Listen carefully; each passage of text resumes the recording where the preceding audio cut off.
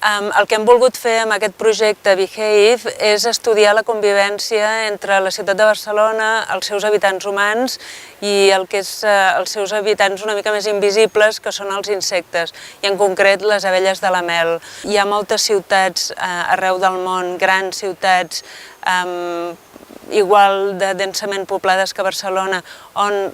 la pràctica de l'apicultura és permesa i està controlada i està agafant molta força. A Barcelona encara no estem en aquest moment.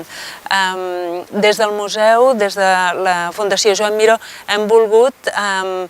posar aquest tema sobre la taula, hem volgut estudiar el tema de l'apicultura, tant del passat de l'apicultura a Barcelona com el present, i amb el desig de tenir una certa incidència sobre el futur. Aleshores, de la mà d'una sèrie d'artistes,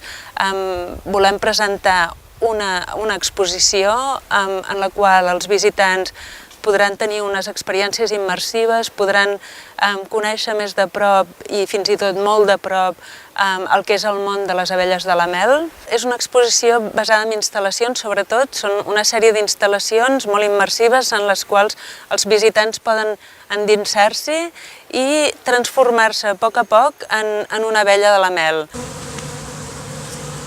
I d'altra banda, també volíem sortir del museu, anar a la ciutat i demanar a 10 artistes diferents que fessin intervencions de caire apícola, fent referència a diferents aspectes del món de les abelles de la mel en diferents llocs de la ciutat, per estimular aquest debat tan vigent sobre la supervivència de les abelles de la mel, que estan assetjades sobretot per les pràctiques agrícoles altament tòxiques i també per la davallada de la biodiversitat en general i la davallada també dels seus medis, dels seus hàbitats més propicis.